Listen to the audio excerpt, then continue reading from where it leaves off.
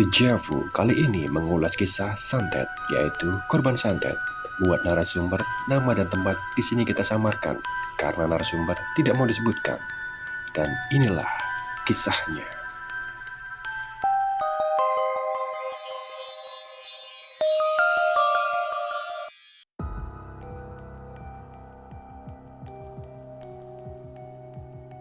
Sebut saja namaku Naila. Kisah ini bermula dari aku melamar pekerjaan dan diterima untuk interview di perusahaan ternama di kotaku. Dan hari itu aku harus melakukan interview. Aku dipertemukan salah seseorang, mungkin masih petinggi di perusahaan itu. Sebut saja namanya Pak Herlambang. Pak Herlambang menjumpai aku dan membawaku ke ruangannya. Saat di ruangannya, aku disuruh duduk di lantai. Bukannya dipersilakan duduk di kursi. Sedangkan ruangan itu ada kursi. Entah apa maksud dari Pak Herlambang. Sedangkan dia duduk di kursi dan aku berada di lantai. Pak Herlambang bercerita tentang perusahaan ini sembari melihat tubuhku dengan tatapannya tidak wajar. Mungkin kalau aku bilang tatapan penuh dengan nafsu. Lalu Pak Herlambang berkata padaku, "Mbak, kalau mau masuk di sini harus siapin dana segini ya. Nanti saya jamin Mbak masuk ke perusahaan ini." Tak pernah kuduga, ternyata untuk masuk perusahaan ini harus membayar upeti. Sepertinya ada yang salah, pikirku. Pak Herlambang sodorkan aku secari kertas yang tertulis nomor HP-nya. "Nanti kalau mbaknya mau, kita ketemuan di luar aja. Itu nomor kontak saya. Kalau bisa, sesegera ya mbak. Masalahnya masih banyak yang ngantri terkait pekerjaan ini." Setelah itu, aku dipersilakan untuk pergi. Sesampainya aku di rumah ada ibuku dan ayahku. "Gimana lah interviewnya?" kata ibuku. Saat itu, aku bercerita ke ayah dan ibuku. Untuk masuk perusahaan itu harus membayar upeti bu, sebesar uang segini bu. Di sana aku diperlakukan tidak baik. Aku disuruh duduk di lantai, sedangkan orang perusahaan itu duduk di kursi. Padahal di situ ada kursi. Entah tiba-tiba waktu itu ayah dengar ceritaku langsung tidak terima, seolah-olah anaknya dilecehkan. Saya besarkan anak saya dengan baik-baik dan berharap dapat pekerjaan yang baik. Kata ayahku, "Mari kita buat perhitungan," kata ayahku. "Ayo kita ke kantor sekarang." Ibuku berusaha menenangkan ayahku, namun tidak kuasa. Ayah masih bersikukuh ke kantor perusahaan tadi. Aku juga berusaha menenangkan ayah. "Udahlah ya, jangan perpanjang." Tapi akhirnya ayah memaksa juga untuk temui Pak Herlambang di kantor itu. Akhirnya aku dan ayah ke kantor perusahaan tersebut. Kemudian ayah dan Pak Herlambang bertemu. Setelah kutunjukkan orangnya.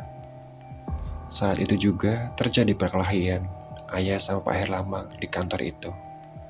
Ayah melakukan serangan bertubi-tubi ke Pak Herlambang. Singkatnya, perkelahian usai.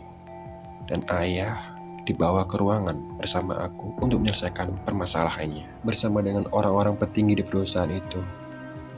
Setelah semua bercerita, akhirnya ditentukan untuk berdamai. Akhirnya aku sama ayah pulang ke rumah. Setelah beberapa hari setelah kejadian itu, tiba-tiba seluruh tubuhku terasa panas. Dan nafasku terasa sesak, seperti ada yang memeluk erat tubuhku. Mual dan lemas. Aku merasakan seperti ada sosok baru yang tinggal di rumah. Sosok hitam besar, seperti laki-laki, berdiri di sudut kamarku. Pertama melihat, aku benar-benar ketakutan, sampai aku menangis karena terlalu takutnya. Dan bukan itu aja, ada sosok hantu kuntilanak juga berseliweran di kamar dan di ruang tamu. Aku sempat bilang ke ibuku untuk selalu temani aku tidur. Sampai-sampai untuk ke kamar mandi pun aku tidak berani. Aku harus ditemani ibuku. Padahal selama ini aku tidak pernah merasakan seperti ini. Tidur, ya tidur saja dan sendirian. Mau ke kamar mandi, ya berani. Tapi entah kenapa, pada hari itu terasa ketakutan yang mencekam.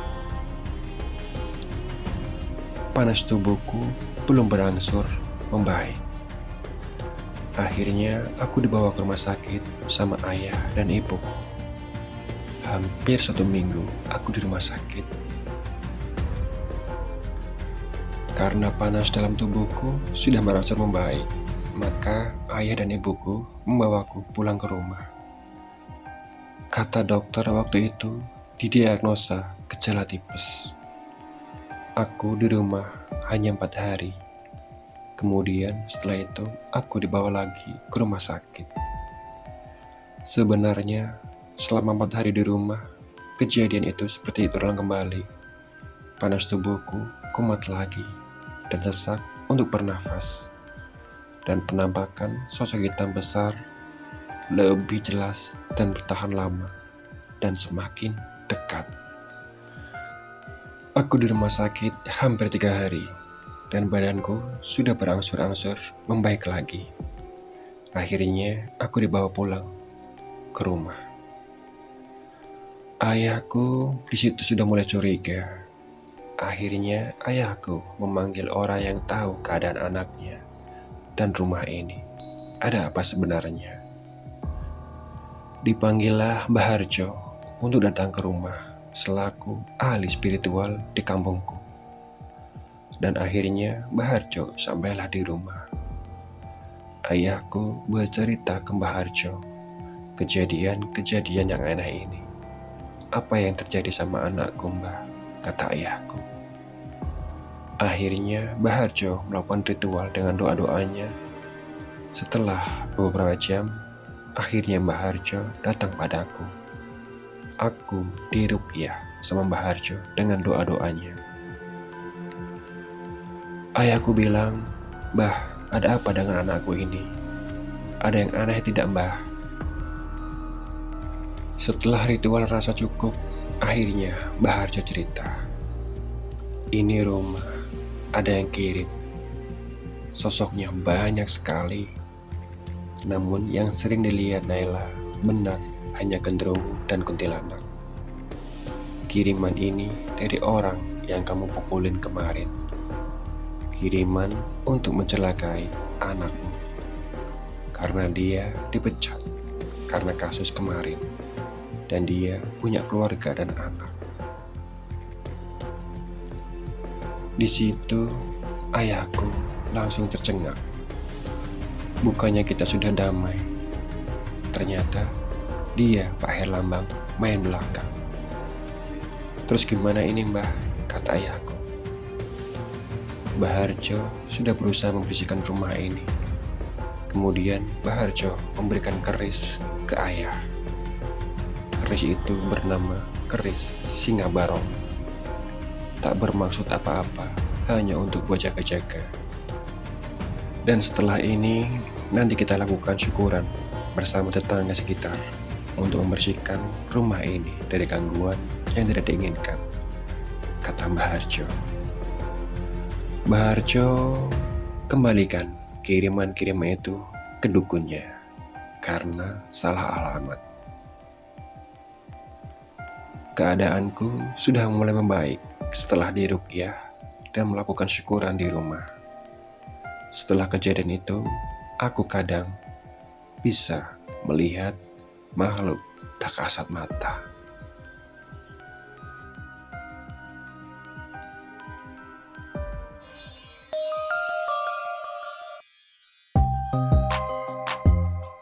Terima kasih sudah menonton channel Dejavu.